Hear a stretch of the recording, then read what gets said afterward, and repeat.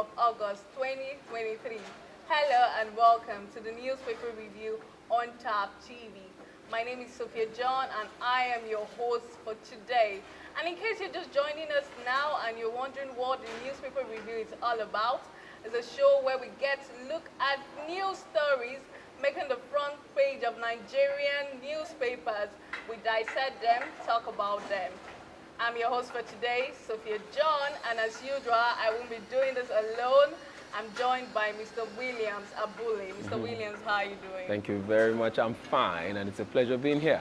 It's a pleasure having you too. Yes, I love it here every time. Yeah. We have a lot of fun here discussing about what's happening in the country. Of course, and you know, we live in a country where news is like, I don't know, it's like our daily bread. You know, every now and then something happens, and today is no different. Always happening in this country. Of course, drama, day in, day out. Some days are more dramatic than the others, but we always get something new. Very true. Thank you very much for joining us Thank you. Again. It's a pleasure. All right, you can also be a part of the show. Follow us on all our social media handles. We're on Instagram, TapTV_NG. We're on Twitter, TapTV_NG. We are also on Facebook, of course, TapTV_NG. So follow us on all our social media platforms. Like, subscribe, press the red button under this video, and subscribe to our channel. Thank you for that. Nice. All right, let's move over to our first newspaper for today. We'll be looking at the Vanguard newspaper. The Vanguard is leading with a story. The JAU plans sanctions against junta's supporters. You can read up more of that on page 5 of the Vanguard. 34 years after Obaseki settles late Ambrose Ali's debt, release 1.3 billion. Let me take that again. Releases 1.3 billion naira for monarchs. More of that on page 4 of the Vanguard newspaper. UK police charges ex-petroleum minister Alison Maduke with bribery. More of that on page 9 of the Vanguard. Tribunal dismisses petition seeking to nullify Reps Deputy Speaker's election. That's on page 11 of the Vanguard. Wike to FCT officials, wahala don't come, I will increase your BP. That's former governor of Rivers State talking to FCT officials. Yeah. You can read that up on page 4.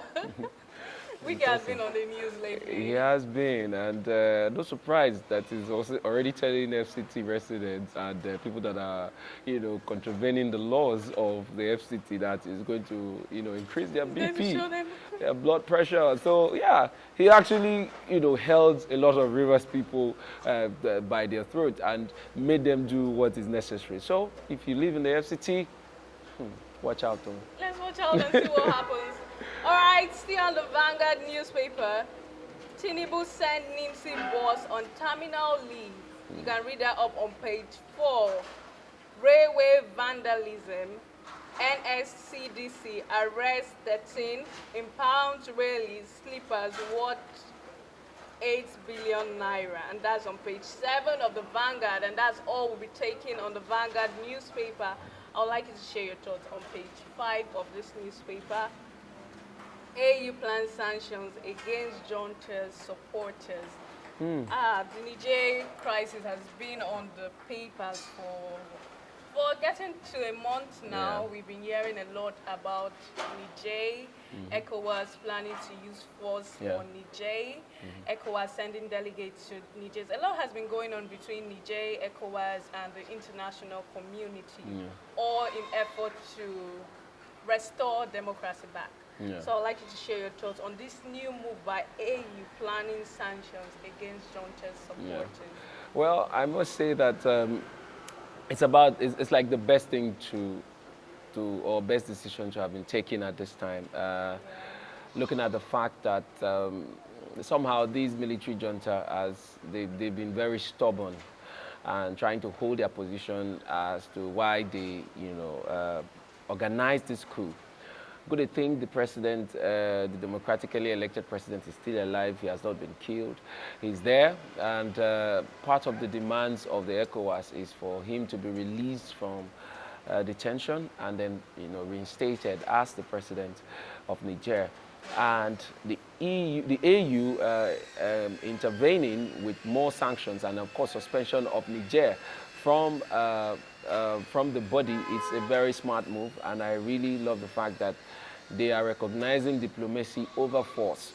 Diplomacy first before force, and then force should actually be the very last option when there is none left on the table of discussion. That's when they say, okay, let's begin to push in the military to take power back by force. And we know the implications of that, and I'm sure all of that has also been put into consideration before the AU is saying, okay, I think we should also join forces with the ECOWAS and remove and suspend these guys from the union. Yeah. And thereby sanctions are now, more sanctions have been put on Niger.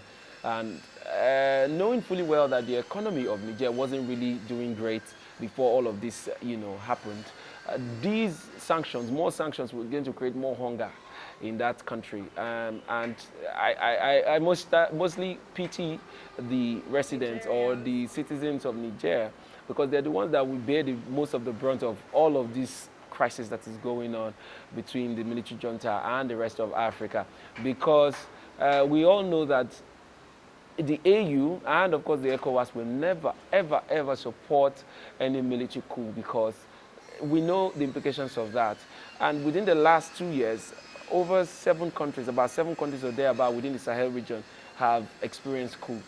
And we know that this is not what we want to encourage. Most of these African nations are not doing well economically. They are all in shambles. But there is the strong belief that democracy at the baby stage will go through all of these trials and challenges.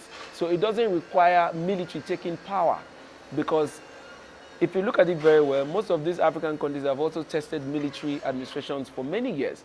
It didn't bring them so much good. Democracy, on the other hand, gives you a lot of freedom of expression, of doing business, of relating with, people both internally and externally. But then, when the military comes on like this, and these unions are saying, you need to go back to democracy, we don't want this, I feel that the military junta in Niger should listen. But they are so stubborn about it. I want to believe that as these mediations continue, because finally they were able to allow the ECOWAS mediator in person of former retired General Abdusalami Abubakar to finally interface with them, and they gave him some demands that has also been submitted to President Bola Ahmed Tinubu, being the ECOWAS chairman, and those requests have been reviewed, and one of them being the fact that they say they are not going to give back power to the democratically elected president for the next 3 years until they are able to stabilize the economy and then, get the nation somehow working before they will say, okay, they will have an election done and power handed back to a democratically elected president, I beg your pardon. But then the ECOWAS is saying, we're not going to take that. What that means is that you're dictating for us what we should accept. And we're saying that as a member body of the ECOWAS and of the AU, you don't have the right to do what you have done. And because you have done it, you have contravened everything that represents us. And we want you to go back to status quo. So you don't give us the terms. We are going to use military force if you refuse to listen. So you don't give us terms. 3 years is too long a time. We want it now. But return power. Do you think this decision by the AU to remove Niger from their member state is the right move? Of course. Or do you think they should have handled it in another way? No, this is just, for me, this is the right move. The effect this can have on the Of course, Niger. a lot will begin to work against them, especially the fact that they cannot do business with member states of the AU, because they are no longer, members of that union. And interactions between member states will now be completely cut off and all of that. For me, it is better than the military intervention that is brewing. Yeah, it's better than it. And so, AU is also not ruling out the possibility of a military action against them. But they are saying that while that is still on the table, that option is still here, let's begin to explore, possible means of getting our demands responded to without having to shed blood. And so I really agree to the fact that suspending them is a good move, and we want to believe that all of this will mount enough pressure on the military junta and say, okay, I think we need to listen to these guys. Let's see how we can work around some of the demands, and we hope that this whole saga goes off as soon as possible so that Niger can begin to build again, because that country is not in a good state.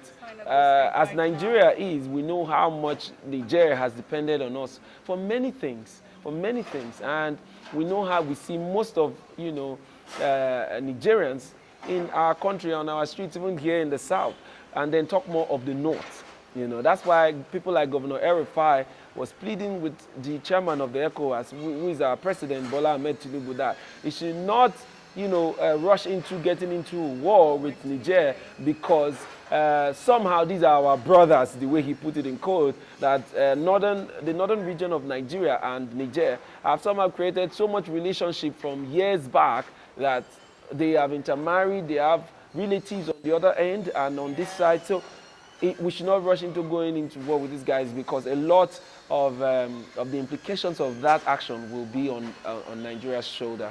Yeah. All right, thank you very much for that impactful contribution. We'll be moving over to our next newspaper of today. We'll be looking at the Leadership newspaper. The Leadership is still leading with a story on Niger. Defense ministers, service chiefs gets 1 year to end insecurity. That's on page 4 of the Leadership. Our jobs are at stake, says Baduri. Troops arrest 39 order over plateau attacks. Tinubu will tackle humanitarian crisis with clear-cut policies. That's according to Betta Edu, the newest humanitarian minister. All of these are on page 4 of the Leadership newspaper. Perform or leave, Wike tells FCDA management staff. You can read that up on page 20 of the Leadership newspaper. UK police charge Diezani Allison with bribery. That's on page 7 of the Leadership. No project should exceed 2 years, Umahi declares. That's on page 7 of the Leadership newspaper. I can see something really attractive. It seems like our ministers are working. Of course. Somehow I feel that, I don't know how to put it, but it's just show of I'm in charge now. So there's a new chairman in the building. So all of you should hear that I'm not here for jokes. But then, of course, if you look at the body language of the president, Bola Ahmed Tinubu, you will understand why these ministers are all, very rigid with the things they are saying. Look at former Governor Nyesom Wike, the newly appointed minister of the FCT. Just imagine what he was saying there. He was saying that at the meeting he had with the members of his ministry, and he was speaking to them and telling them that if you're not ready to work, please, let's change you. I'm here to work, and if you know me before now, I don't leave any stone unturned, and I'm not going to even look at the face of anybody. I'm going to go ahead and do my work. And if you, as a member of this team, will not be able to follow the pace that I'm going to be working with, please leave now. Let's change you, because I don't want any disruption. And then he's also saying to the residents of Abuja that if you have somehow contravened some of the Federal Capital Territory Development Authority rules and regulations in terms of building and all of that, I'm coming for you. So I'm the man you don't want to see. So I'm going to make your BP go high and all of that. So he's talking tough, same as the ministers, same as many of those other ministers. They are really talking tough. And I'm not surprised at that. It's expected to let Nigerians know that, okay, we came with this so much energy and we want to work because our president has given us a mandate to deliver. So yeah, it's expected. But then for that of Governor Nyesom Wike, as the FCT minister, I believe he's a man of his words. Most of the things you hear him say that he's going to execute, I believe he's going to execute it. If there are no bottlenecks, bureaucratic bottlenecks and all of that, I believe that Wike is going to change the architecture of the Federal Capital Territory to something really commendable. And we hope, personally, I have big expectations of him. He may not be my favorite guy any day, but I've seen him do a lot of work. And I believe that even at, yes, in Rivers State he has worked.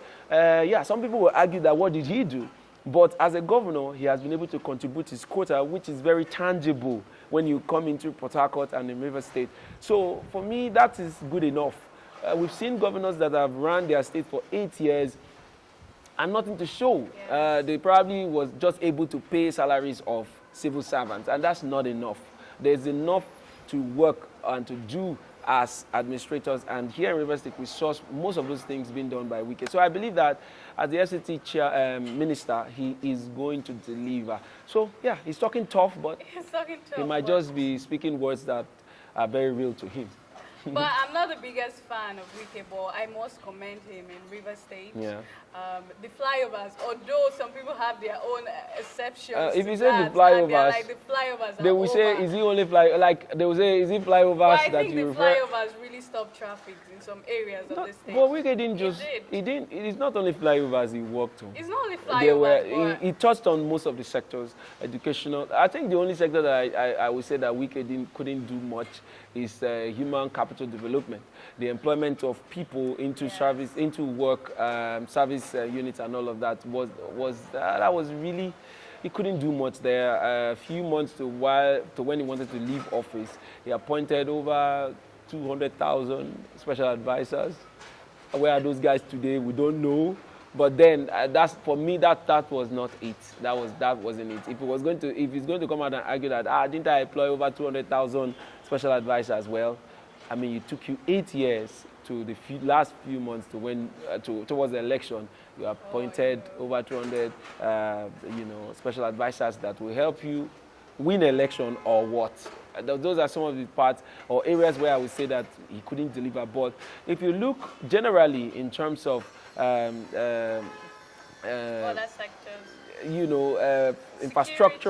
infrastructural development of River State and the state it were, in terms of roads, healthcare facilities, education, yes, he was able to build some, renovate schools and also build some structures within the University of Port Harcourt, Ignatius Ajuri University. And River State University. Yeah, so yes, I could say that he probably wouldn't have given 100% in all of these sectors, but he touched almost everything, and kudos to him. And that's the same level of expectation some of us that have been under his administration are expecting to see in the FCT when he begins his work. He has already begun doing, but then we want to see, the physical workings. Yeah. All right, let's just keep our hands crossed and watch what's going to happen. We are still on the leadership newspaper. Ultra victims in Pakistan cable car rescued. That's on page 14 of the leadership. Tinubu appoint Koka Odusote as NIMC DG. You can read that up on page 27 of the leadership. And that's all we'll be taking on the leadership. I would like you to share your thoughts on this story. Defense ministers, service chiefs get 1 year to end insecurity. Okay, just like we were saying earlier. Well, that's a big job for them. They have, a very big responsibility. That's for Minister Badaru, the Minister of Defense. The office he has assumed is a very critical one that really affects everything that we know as a nation. Yes. Because insecurity has crumbled our economy so much, our educational sector, especially for people living in the northern part of this country. Not only in the northern parts, we also have oil theft everywhere within the country. That is also affecting the level of oil production that is very key to our economy. So yes, the job role of Minister Badaru is it's quite a heavy responsibility, and it's only expected for him to talk the way he's talking now, charging up the security chiefs to say we've got only 1 year to fix or to bring most of these insecurity issues under control, as the president would want to see. And so, yes, and recently we've also seen, just between the time of inauguration of the new government and now, there has been increase in so many attacks, in so much attacks in the North Niger State, especially. Just yesterday we saw that headline about of youth coppers, about 8 of them being kidnapped on their way to camp in Sokoto State, and that's something we don't want to hear. It's painful to have all of these matters coming up and innocent lives being lost every day. So yeah, the service chiefs are being charged to take up the responsibility and, of course, roll up their sleeves and get to work immediately. 1 year and time's counting. And then it's funny that he said his job is on the line. If that is the mandate the president gave him, well, we hope to see, tangible results and not just sweet talking or talking tough. Talking tough is good to give the awareness to members of the ministry and people under him that, okay, I'm not here to joke around. I'm here to do my duty as a minister. And in this administration, we deliver. So yeah, awesome talk, but we want to see all of this put into action. Not just talking alone, we want to see it put into action. And most of the threats in the northern part of Nigeria is brought under control, and let us begin to work free. Let our agricultural production begin to go back to, because it has really dropped. Let's begin to go back to the way it used to be, because people can no longer go to farm because of the fear of attacks and all of that. And of course, we know how the roads around Nigeria has been. So yeah, it's a good one coming from the Minister of Defense to the service chiefs. Yeah. Insecurity has eaten deep into the Nigerian's economy. Of course. When people are not secure, they are not safe enough to coexist in the particular places. We had for other things to move forward. Education would be bad. Yeah. Other sectors too would be very bad. So insecurity is something we need to tackle. Very true. So they should take up the 1 year challenge and tackle this insecurity. We need it urgently. All right, we go on a short commercial break. When we come back, we'll be taking our last newspaper for today. So stay tuned. Hey there. Are you looking to record your videos, do your voiceovers, and take your professional pictures? Look no further. With our state-of-the-art newsroom, photography, kitchen for our food content creators, and exclusive children's studio, we certainly can deliver the best studio experience. Our carefully designed studio space can bring your diverse creative content ideas to life. We aim to consistently serve value to our customers far and wide. Come, let Tharv Media give life to your dreams. Tharv Media, a slice of infotainment. Welcome back. This is still the newspaper review on Tab TV. We'll be taking our last newspaper for today, the Nigerian Tribune. The Nigerian Tribune is leading with a story.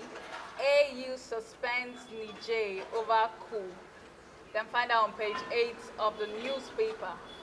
Stop checking cargoes already cleared by customs shippers. Council urges police orders. You can read that up on page 29 of the newspaper.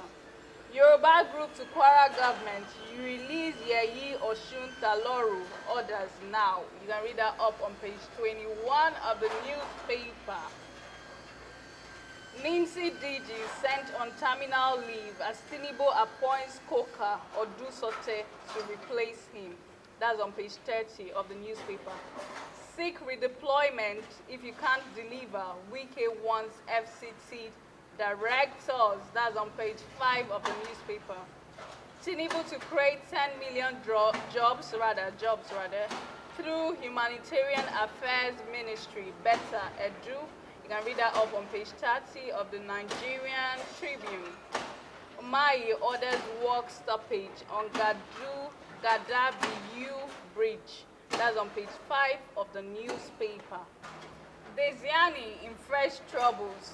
UK court charged her over £100,000 bribery allegation. Suspected to have been rewarded with furniture, payment of private school fees, gifts from top designer shop to appear in court October 2nd. can read that up on page 5 of the Nigerian Tribune. All right, I would like you to share your thoughts on this story of Diezani, Oh, the former petroleum minister. I think she was minister under former President Goodluck Jonathan. yeah. And Well, a lot has really happened well, it's funny how in that ministry. yeah, it's funny really how funny. she's been on the news for almost 8 to 10 years now. 10 years. Yes, and it's crazy. And she hasn't been on the news for anything good. It has always been for corruption charges upon corruption charges upon corruption charges. I would And like to say that it was actually, I was disappointed in her. I course. was very disappointed because that was the first time a woman had that platform to head a very important ministry. yeah. And she was supposed to show, you would have expected her to show other women examples or show the world that a woman is capable of heading Yeah. And portfolios unfortunately, like that. Unfortunately, she did she something. didn't. I don't know. It appeared while she was in office that she was really working, but once she left office, a lot of revelations, came out of the activities of, moving monies to offshore accounts, buying properties off of government's Buying money, jewelries. jewelries and all of Just that. imagine this story. Yeah. Okay, let me take that again. The £100,000 Yeah. is suspected to have been rewarded with furniture payments, payment of private school fees, and gifts from top designer shops. So back here in Nigeria, the Nigerian government, through the EFCC, was able to recover most of the properties that were bought by Diezani Allison, both jewelries and all of these things that gold and diamonds of billions of naira that she had, bought with stolen money, and all of these properties were recovered. And she fled to the UK. And there, the UK government has been, shielding her sort of and saying, okay, Nigeria has also made some move to extradite her back into Nigeria for prosecution, but that has not really worked. But in a very strange turn of events, recently, the UK government has also gone ahead to indict her over corruption charges.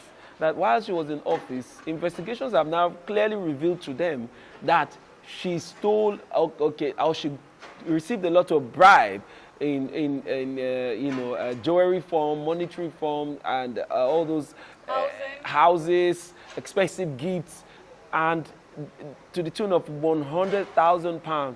And that is something to worry about because, she has always made the news for the wrongest reasons in the whole world. And now the UK government is saying, okay, we've taken our time to investigate you, and these are some of the things we found out, and we're going to drag you to court to come and defend yourself.